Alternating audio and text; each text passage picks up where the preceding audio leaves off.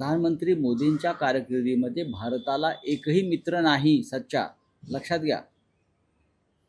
शेजारच्या राष्ट्रातही मित्र नाहीत आणि बाहेरही मित्र नाही. जे मित्र होते ते आपण गमावलेले आहेत. अशा वेळेला मोदींना राज्यांच्या मुख्यमंत्र्यांशी बोलावं लागतंय. पण 27 दिवस का लागले? ज्या दिवशी युद्ध सुरू झालं त्यानंतर परिस्थिती हाताबाहेर गेली, बिघडत गेली, तेव्हाच त्याने सर्वपक्षीय बैठक दिल्लीत बोलवायला हवी होती.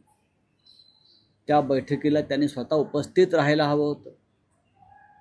त्यानंतर राज्याचे सर्व मुख्यमंत्री, याशिवाय राज्याचे अन्न व नागरी पुरवठा मंत्री, बरं का, फूड सप्लाय, सिव्हिल सप्लाय, हे जे मंत्री आहेत त्यांच्याशीही त्यांनाही त्यांनी मार्गदर्शन करण्याची आवश्यकता होती. आपण देशाचे नेते आहात, आपण एका राज्याचे किंवा एका पक्षाचे पंतप्रधान नाही आहात मोदीजी.